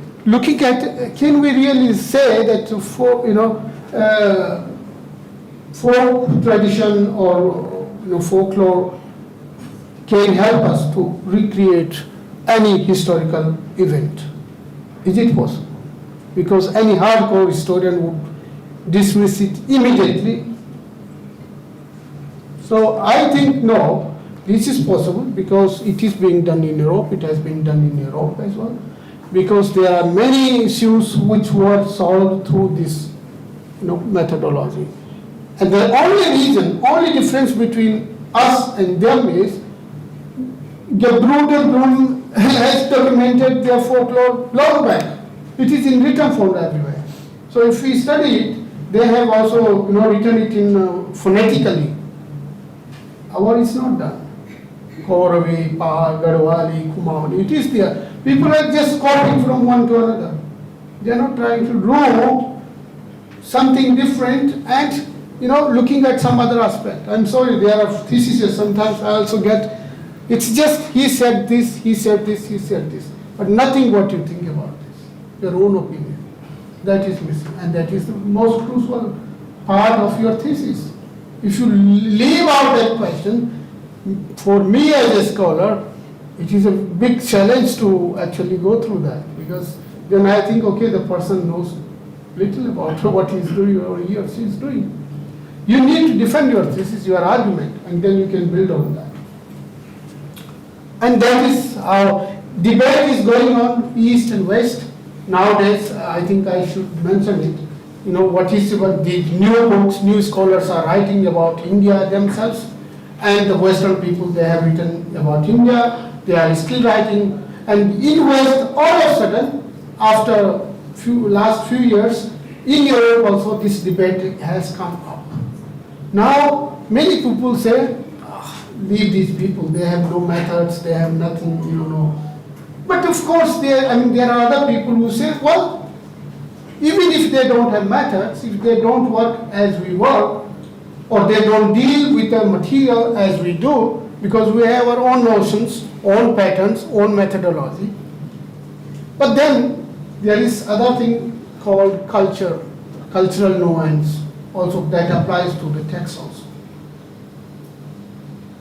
So, of course, one girl was just asking, what is the difference between Namaste and Namaskar? And now you're thinking about this. Or पहले क्या कहते sir खुदा हाफिज कहते थे लेकिन अब अल्लाह हाफिज भी कहते हैं अब आप किसी को कैसे समझाइएगा you have to go into the process if you are not able to do that your students is running away yeah So this is also, there are difficult zones, but of course you work together. I ask my students, look, I don't know much about this field, about that. I will study, but you also study. And then we can talk about this. We discuss it together after some days, some months, sometimes 3 months I give time. Because I don't have time to read. And then we can go on that. So this debate, really it is heated debate, by the way, unfortunately, because the Indian part also is, I don't know how to comment on that. For that you are there. But it doesn't come on well for some reason. I think it is just the tone, probably. Because arguing is not a problem. It is probably the tone that how you produce, how you present that the material that you are dealing with. Okay. And one thing, last thing I want to share with you is, of course, what I said right in the beginning. In this whole process of study or understanding India from different aspects, perspectives, whether you study society, you study politics, media, these days. One of my students wrote a wonderful thesis on 𝐍𝐶𝐝𝐢𝐬𝐵 of 𝐼𝐳𝐝𝐻, right? And even films, one student wrote a thesis, PhD thesis on Ganga itself, the culture of people along the Ganges from Varanasi to Rishikesh. She was traveling there. P.V. Rana Singh from Varanasi, he was also helping a lot. So you can go into that, but you have to really look into these things from different perspectives and then combine them in the beginning. One thing that is very important in these areas, these studies, it's a large chunk of literary review. That is, because you need to know what has been done, who has done what, and what can I do different. Yeah, because what you say, the great people don't do different things, but they do things differently. Yeah? So that's it. One thing always we need to keep in mind, because of the cultural differences, because of the geographical differences, because of the historical events, the word plays a huge role. The background of the language, the words, even morphology plays a huge role. How something changes. Now, आजकल आपको मालूम है बहुत सारे लोग सिर्फ भी बोलते हैं, आशा को आशा हो गया, कई चीजें हमारे छात्र आके बताते हैं। एक तो ऐसी लड़की थी सिसिलिया, वो बनारस गई, वो सड़कों पर लोगों की हिंदी ठीक करने लगी। मैंने कहा भाई ऐसे क्यों करती हो, ये तो उनकी अपनी भाषा है, वो उसमें ठीक है, वो रीजनल लैंग्वेजेस है हमारी, तो डायलेक्ट तो आ ही जाता है। वो तो जर्मन में भी है, जर्मन स्टैंडर्ड जर्मन अलग है और साउथ जर्मनी की अलग है, जहाँ मैं रहता हूँ अलग है, और नॉर्थ में हैम्बर्ग तो डेनमार्क से जुड़ा हुआ है। And if you go to East Germany it is really different. You cannot understand that very easily if you are not living there for a while.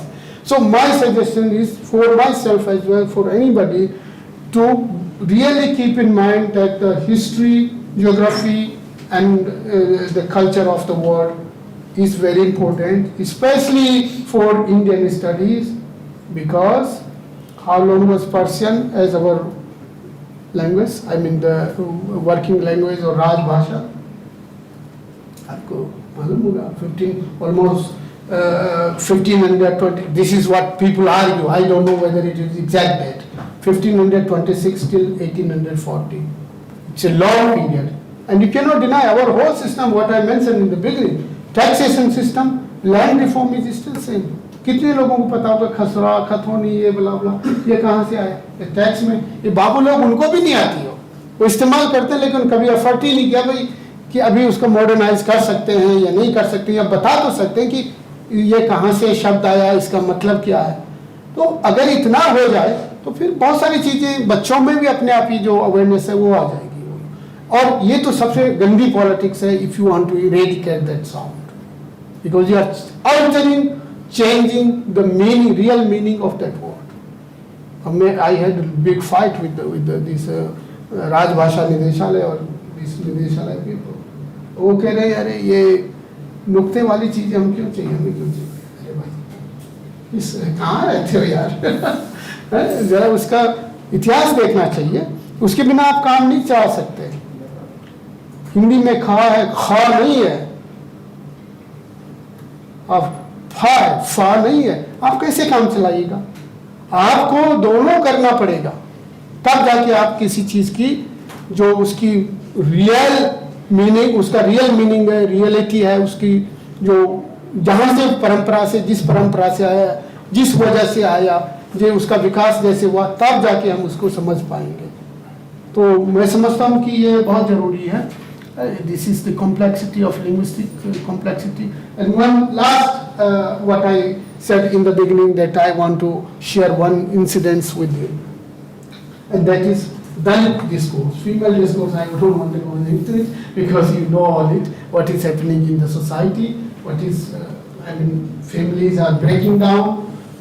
What is the reason for that? One reason for that is, of course, the development or the modernity, what we call in India, came so fast. The pace of this development is so quick that we can see it in other cultures, other areas, like in German, for example. Germany was considered even till 1980s. Can you imagine 1980s German woman would be considered a traditional woman? They learned it from the Norwegians, because there it was coming first, and then Americans, and then it came slowly there. But it took many years till they, I mean 80s, many years.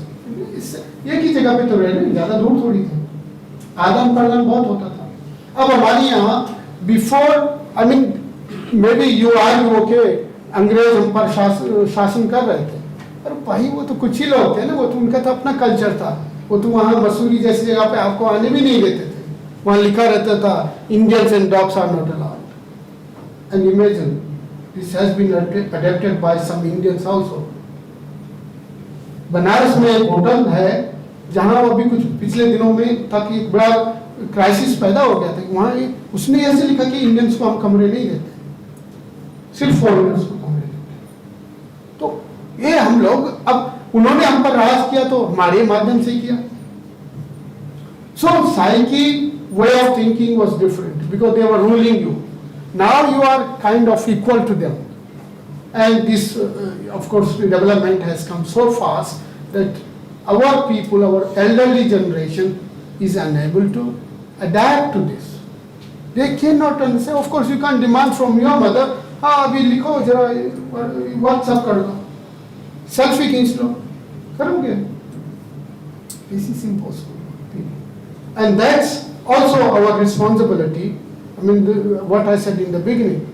If you are a teacher, if you are a professor in education, it is your responsibility also to look at in that area. Of course, it is yours, but I think in our individual life we can contribute a little about that, because it is a very big problem for our society. I mean, India will not be considered then as a collective society, because that is the hallmark of Indian society. It is still considered to be, collective society. In Europe, you have individualistic society. वहाँ क्या होता है, 18 साल का बच्चा होता है, लात मार के भगा देते हैं, जाओ भाई अपना देखो तुम, बच्चे लड़की हो लड़का हो, माँ बाप का कोई मतलब नहीं, पैसा भी कम देते हैं, नहीं देते कहीं, अपने आप काम करो, कमाओ खाओ ऐश करो जो मर्जी। हमारे यहाँ माँ बाप करने देंगे, 2 थप्पड़ पड़ेंगे है ना, लेकिन वो थप्पड़ खराब के लिए नहीं होता, वो हमारे अच्छाई के लिए होता है। Okay, because they have learned this, but we can also change that attitude by behaving ourselves in a different way. So माँ बाप से अगर आप बात करते हैं तो अगर आप प्रेम से बता दिया कि भाई ऐसा होता है, गुस्सा करके नहीं, भाई मैंने एक जगह मैं था, एक बच्चा, वो माँ ने कुछ बोला, वो पूरी टेबल ही उल्टी कर दी। अब ये करने की जरूरत थोड़ी होती है, आपने बोल दिया ठीक है, बात नहीं बनी तो अगली बार बात कीजिए। तो ये है। अब दलित डिस्कोर्स में एक चीज अभी क्या है कि there are variations, differences. Plains में दलित डिस्कोर्स का ये है कि ठीक है, जो इस्टेब्लिश हो गया, हालांकि वाल्मीकि जी, मैं उनको जानता था, तब मैं पढ़ रहा था देहरादून और मसूरी में, और वो देहरादून में रहते थे, तो I was fortunate enough to interact with him, to drink tea with him sometimes, I was very small, but my professor was friend of him. So he would invite him, not only because he was the author, because of he was also working in ordnance factory there, and there were some other issues, I think. So he used, I still remember last meeting when he said, I am not for a destructive development. Explicit terms that he used. I am not for destructive terms and not for revenge. I am for samagam, better understanding, create better understanding among people, individuals, that what happened to us should not happen to other people, and it should never happen again. This should be the core issue. So anyway, you know the story, and then this time I was, this is my project for a lecture in, you see, I'm doing a lecture in Heidelberg on 3rd of October. For that lecture, I had to do this little field work. I came to India, I invested at least €1,800 for that. So you can understand the importance of this. So I took the interview of 6 different folk singers, 2 Brahmins. This was I feel bad about it that I'm also segregating or classifying them like this, but I want to look at some issues that I don't want to reveal here. 2 Rajputs and then 2 Shilpkaras. So remember that I'm not using the term Dalit here. And the reason for that is, I was interviewing one Reshma Shah, you can go online, interview, YouTube, you see, she is Dalit, I mean so. And she said, I am SC but I am not Dalit, don't call me Dalit. And then I remembered that book by M.P. Joshi, who is a historian. He has written on Shudron ka Brahmanatva. And you know why? Because in Himalaya, whether it is in Kashmir or Kumar, Garhwal, Nepal, Northeast, everywhere you see. What Klaus Peter Zoller, my colleague, is linguistically is establishing that there is a kind of connections between people and the harmony was there. Exactly you have it in the book of M.P. Joshi. He argues that the knowledge system that was there among the societies, music, caste kala, painting, housing, also make house, this, and even Ramayana tradition and Mahabharata tradition. This all knowledge system is with these people.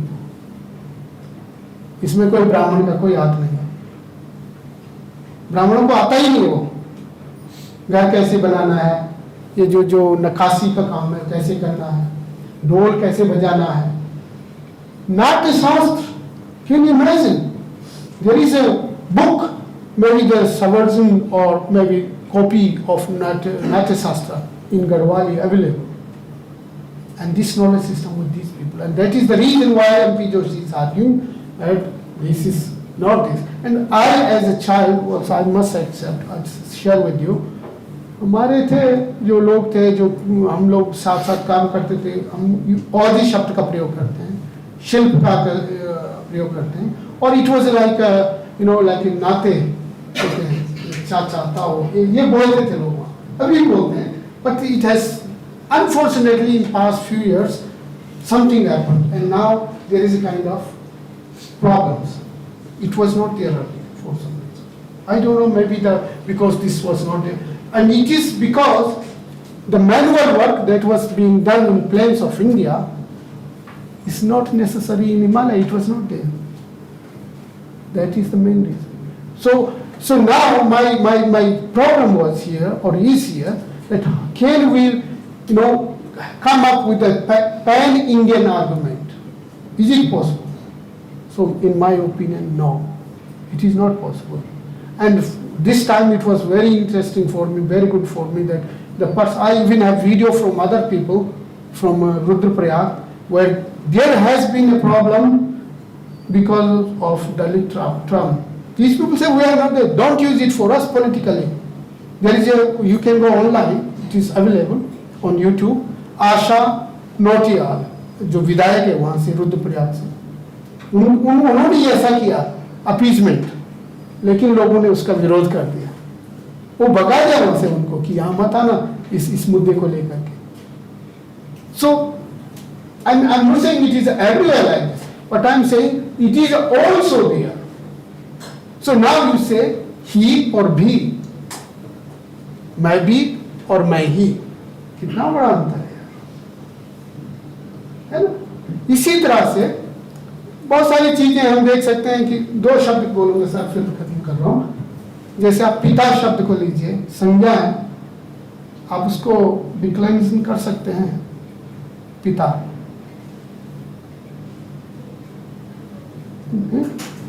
कर सकते हैं क्या?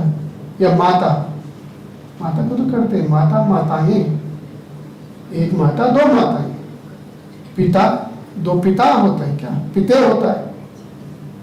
आप अगर कहेंगे कि संस्कृत में तो है पिते, लेकिन वो एड्रेसिंग वोकेटिव है, दैट इज नॉट एबिलिटी।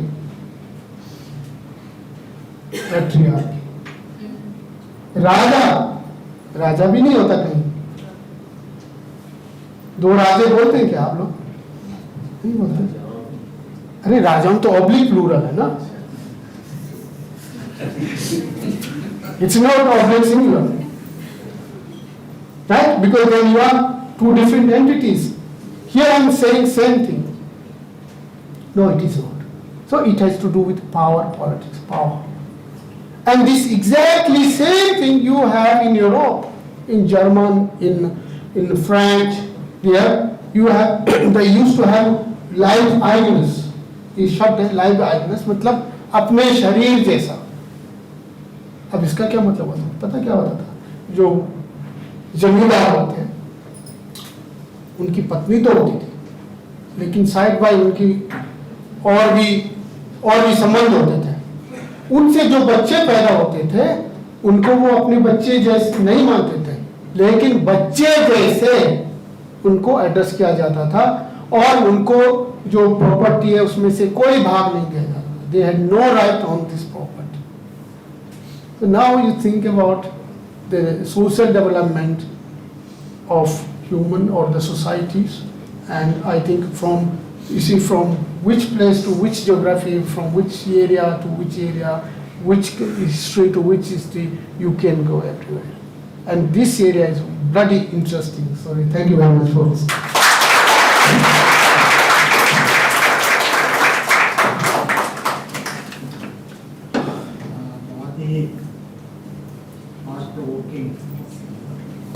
वक्तव्य था आपका, बहुत सारी चीज़ें इतने कम समय में आपने यहाँ पर हम लोगों के साथ साझा की।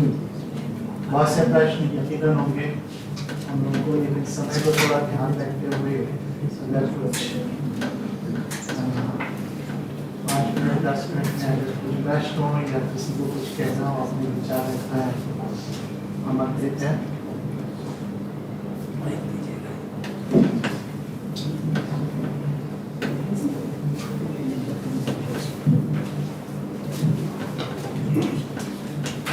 जी नमस्कार, मैं ब्रज मोहन, लैंग्वेज डिपार्टमेंट से।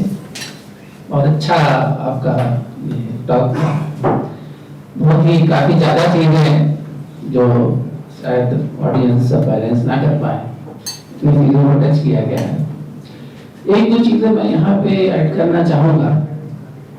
पहले जब हम इंडिया कहते हैं तो हम ऐसे बोल देते हैं जैसे कि इंग्लैंड के बारे में बोल रहे हैं या 3-4 करोड़ पॉपुलेशन के बारे में बोल रहे हो।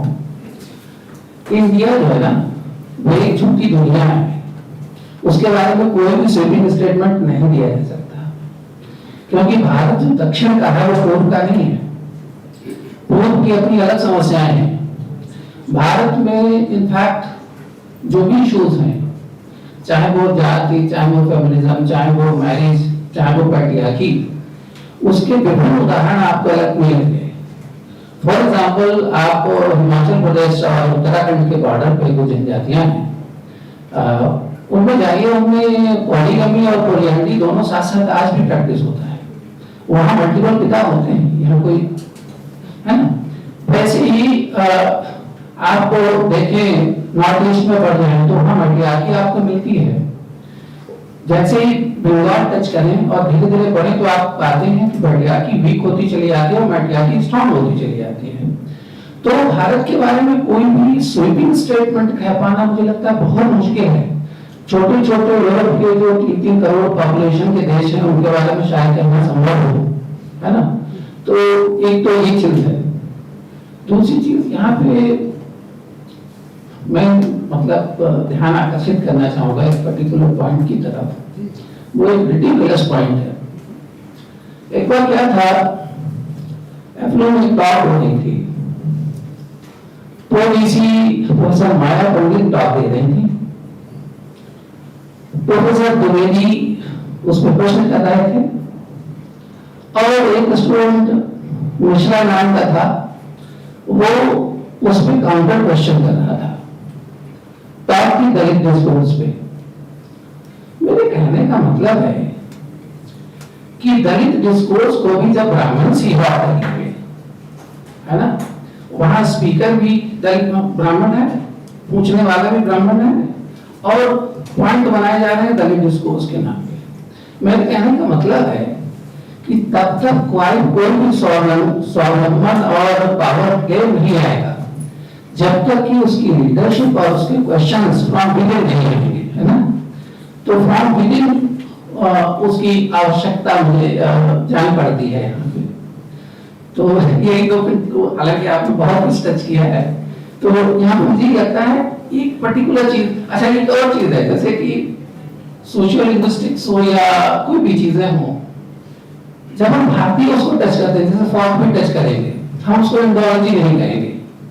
हम संस्कृत को डॉक्यूमेंट करेंगे, स्टडी करेंगे, हम उसको इंडोलॉजी नहीं कहेंगे, क्योंकि हमारा कोई भी अध्ययन हमारी दृष्टि से इंडोलॉजी नहीं है, यूरोप की दृष्टि से इंडोलॉजी है, क्योंकि वो भारत को एक क्यूरियस ऑब्जेक्ट की तरह देखते हैं। हमारे लिए वो नॉर्मल चीजें हैं और हम उनको अपनी दृष्टि से अध्ययन करते हैं। तो इनफैक्ट अब हमारे यहाँ इंटरेस्टिंगली इंडोलॉजी डिपार्टमेंट्स हो गए हैं, लेकिन हमारी दृष्टि बाहर की दृष्टि भारत के प्रति जो भी क्यूरियोसिटी की दृष्टि होती है वैसी ना होकर के एक ऐसी दृष्टि है वो हम जानेंगे फिनोमेनन को एक डिफरेंट अप्रोच से स्टडी कर रहे होते हैं। तो ये भी जानने की जरूरत है कि जो वेस्ट की दृष्टि है, बाहर बैठ के जब फोकस आप भारत पे मारते हैं और भारत में रहते हुए जब भारत को आप देखते हैं तो दोनों दृष्टियों का अंतर आ जाता है। बस इतना ही। Thank you. Yes, thank you very much for these remarks. Of course, there are differences of opinion. The area that you mentioned, John Province, I lived in that area. And Missouri is beyond Missouri. Yes, and of course I have friends there like Bhattwar, that Gayak and other people. There is one person also in, by the way, Maxwell who is working there, Mr. Singh. He comes from Purola. He's one of my friend and Professor Klaus Peterson's friend. So of course I know that area. It is true that there was polygamy and polyandry, but this is not true that this is polygamy and polyandry is existing today. It is not there. It has changed because of social different changes, of course. And of course, the slowly when we are opening up, we are going other traditions, then it is happening. The reasoning for that, of course, are multiple. And I agree with you what you said. But if you look at the semantic of the term Pita, you would know what I'm saying.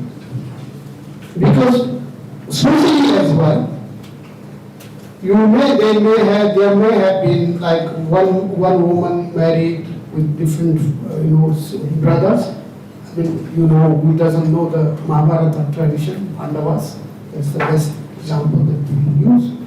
But to my knowledge, the rights, the social rights, economic rights and political rights lies explicitly indeed with this first, the man who is married to this woman first. And these other brothers, they don't don't have that exactly the same rights. They don't have. Even sometimes they are like even the age gap. Now you see, woman is 60 years old, and the youngest brother sometimes is 20 years old. These are cases there. So I don't know whether it is still, whether this young man or that woman would accept the young man. It was just like कुछ ना कुछ जिसे कहते हैं ना ऐसा, अरे हो गया तुम्हारा चल जाएगा. It was actually exploitation.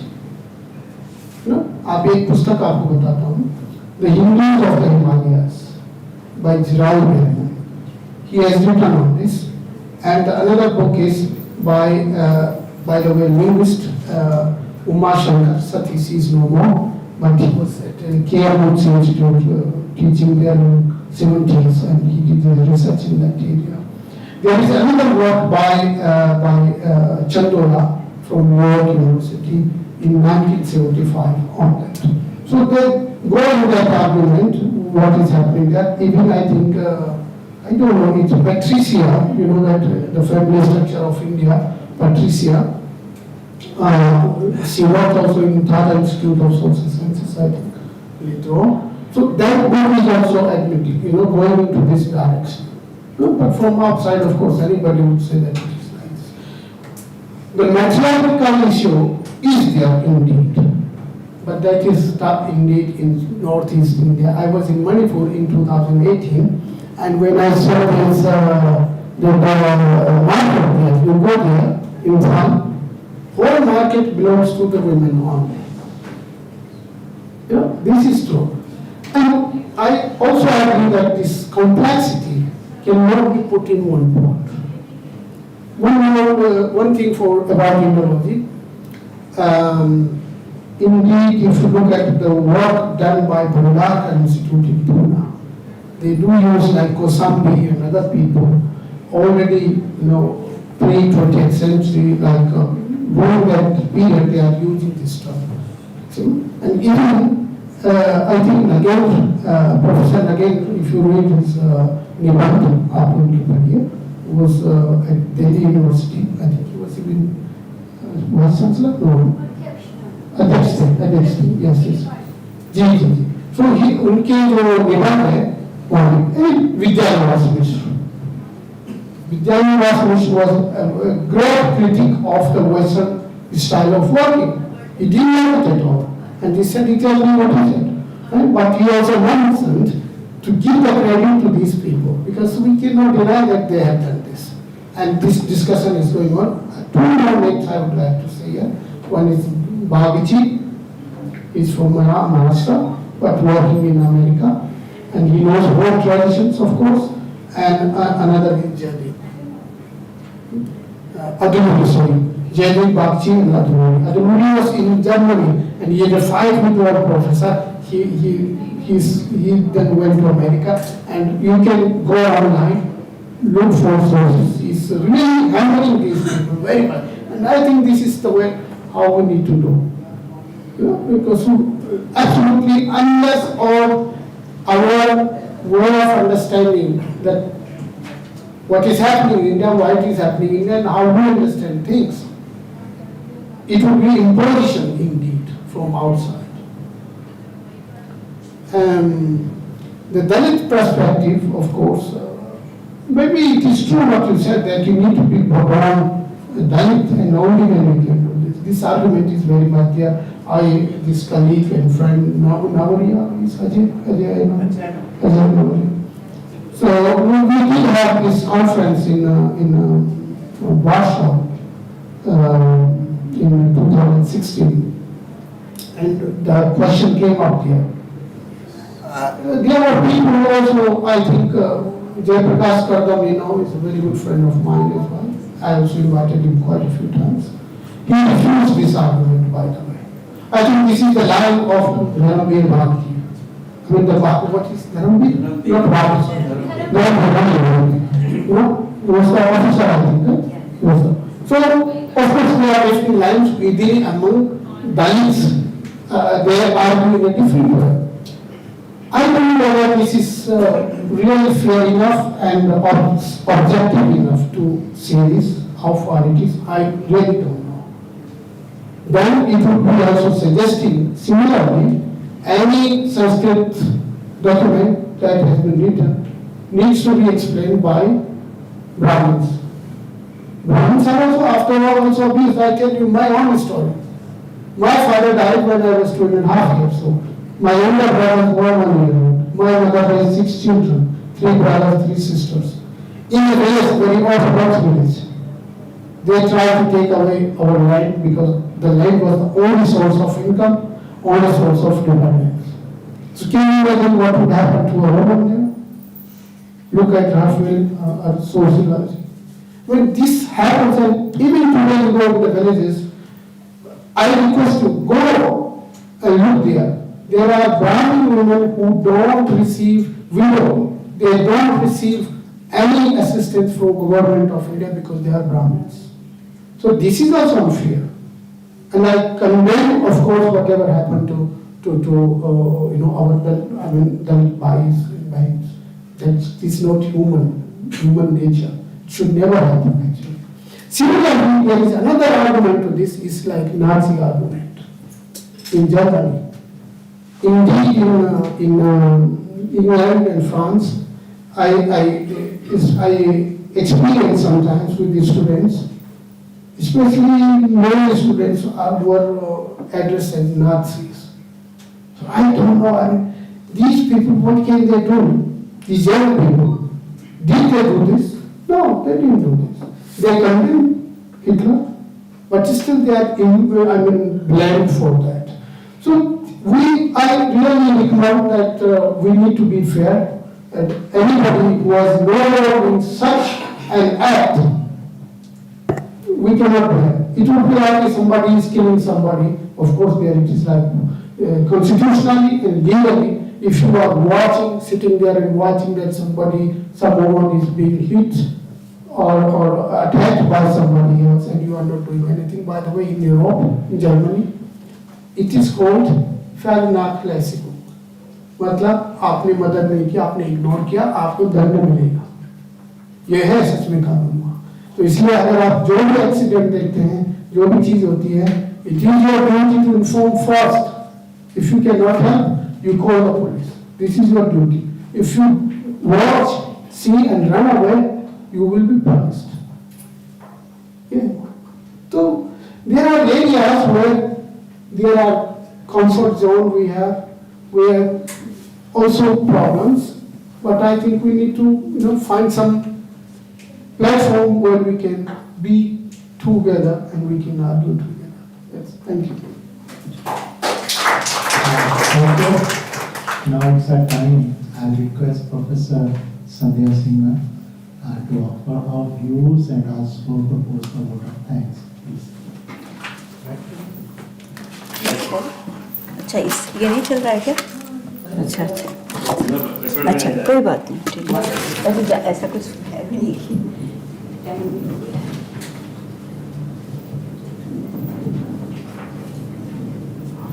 और प्रसाद भट्ट जी ने बहुत विस्तार से भाषा, संस्कृति, इतिहास सब कुछ भारत के उस पर बातचीत की. और जो बात की अभी जो सवाल भी उठा, निश्चित रूप से ये सवाल हम सब के बीच है. और आप हम सब जानते हैं कि भाषाओं, हर शब्द का अपना एक भूगोल, इतिहास होता ही होता है, जिसको समझने में विदेशियों ने भी बहुत मदद की है, इस बात से इनकार नहीं किया जा सकता. लेकिन एक समस्या मैंने भी पाई है कि हम लोग भारत को एकदम दो एक्सट्रीम्स में देखते हैं. एक एक्सट्रीम ये है कि विदेशियों ने हमें क्या, हमारे लिए क्या कहा है, यानी दूसरे देशों में यूरोप क्या कह रहा है या दूसरे देशों के लोगों ने, विद्वानों ने भारत के लिए क्या कहा है, वो एक चश्मा बन जाता है. और उस चश्मे से भी देखने के बहुत प्रयास हुए हैं, जो खतरनाक है.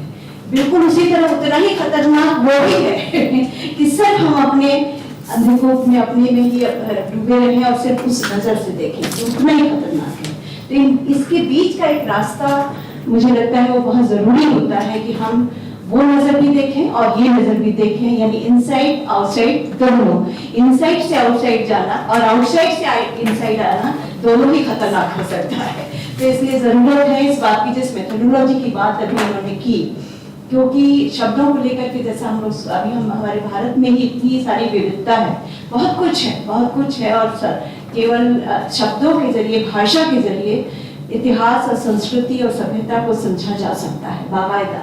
जो अभी आपने कविता जो गेटे ने अनुवाद की थी उसके जरिए भी आपने देखा होगा कि शाकुंतलम का जिक्र जिस तरह से किया है और कहीं ना कहीं संस्कृति आती है, कहीं ना कहीं साहित्य आता है, तो उसके जरिए भी पूरे इतिहास को समझा जा सकता है। अभी हमारे यहाँ भी यह कोशिश नहीं हुई है कि हम लोग साहित्य के जरिए इतिहास को समझें, साहित्य के जरिए सभ्यता को समझें। ये इस पर अभी काम किया जाना बाकी है मेरा ख्याल है। तो वो काम निश्चित रूप से इस तरह की जो गोष्ठियाँ होती हैं, इस तरह के जो संवाद होते हैं, ये कहीं ना कहीं उस ओर ध्यान दिलाते हैं, दृष्टि हमारी ले जाते हैं कि हम लोगों को अभी बहुत से दिशाओं में काम करने की जरूरत है। एक एग्जाम्पल आपके सामने रखती हूँ। उर्दू में जैसे हम लोग हिंदी में जब आलोचना शब्द कहते हैं, तो आलोचना को जब उर्दू में लिखा जाता है, ये हमारी जानकारी पता नहीं कितनी सही है, आप उर्दू वाले मुझे बताइएगा, लेकिन मेरी जो जानकारी है कि आलोचना को जब लिखते हैं फारसी लिपि में, उर्दू में जब लिखते हैं तो वो आलोचना हो जाता है। यानी जब हम उसको पढ़ेंगे तो वो आलोचना हो रहा है, उसका प्रोनाउंसिएशन। तो ये विचित्रता है। इस विचित्रता को भी हम लोग अभी नहीं पाट पाए हैं। कहीं दो लिपियों के बीच जो विचित्र बातें हैं, जो भाषाओं के बीच जो सिमिलैरिटी और अंतर, दोनों चीजों को भी हम लोग नहीं पाट पाए हैं। तो बहुत सी चीजें हैं जो इन विविध भाषाओं के जरिए जाना जा सकता है, और शायद मुझे लगता है बहुत कुछ है जिसको अभी हम लोगों को काम करने की जरूरत है, रिसर्च करने की जरूरत है, और एक अच्छी शोध की ओर जाने की जरूरत है। इन्होंने जेंडर, सिमेंटिक सब कुछ समेट लिया, कोई चीज छूटा नहीं मुझे लगता है। दलित भी, और जो एक और बात है कि प्राचीन जो भारत को प्राचीन साहित्य के जरिए जो देखा गया वह एक अलग नजरिया देता है, लेकिन मॉडर्न साहित्य के जरिए जो देखेंगे वो बिल्कुल अलग नजरिया देता है। तो इसलिए भी कहीं ना कहीं हम लोगों को कॉन्फ्लिक्ट कहीं पैदा होता है, तो वो भी हम लोगों को देखने की जरूरत होगी। और मैं समझती हूँ कि आज बहुत ही सुंदर, बहुत ही अच्छी चर्चा रही है, बहुत से सवालों की ओर गए, बहुत से मुद्दों की ओर गए जिनको हम लोगों को सोचना और समझना चाहिए। और हमारे साथ रामप्रसाद भट्ट जी का संबंध और भी रहा है कि इन्होंने छठी की हमारी जो हिंदी की किताब निकली है उसमें भी हमारे साथ इन्होंने काम किया है। तो इनके साथ जुड़ने का मौका मिला इस तरह से, तो इनके ये योगदान भी हम लोगों के लिए महत्वपूर्ण है। और आपका बहुत बहुत आभार, बहुत बहुत धन्यवाद कहूँ क्या कहूँ कि आपने थोड़े से समय में आकर के बहुत सी बातें की। और हमारे अध्यक्ष भी बैठे हुए हैं प्रोफेसर फारूक अंसारी, आपका बहुत बहुत शुक्रिया कि आपने ये काम करवाया, ये अरेंज करवा दिया। और हमारे साथी जो इतने बहुत ही ध्यानमग्न होकर सुन रहे हैं, उन साथियों का धन्यवाद। और बहुत से ऐसे लोग जो बाहर से भी आए हैं, मेरा ख्याल है कुछ हमारे स्टूडेंट्स भी दिख रहे हैं, तो उन सब का बहुत बहुत धन्यवाद, बहुत बहुत शुक्रिया कि आप लोगों ने इसको सुंदर बनाया। और खासतौर से आपका ब्रजमोहन जी, आपने इसको संवाद सचमुच बना दिया, तो इसके लिए आपका शुक्रिया।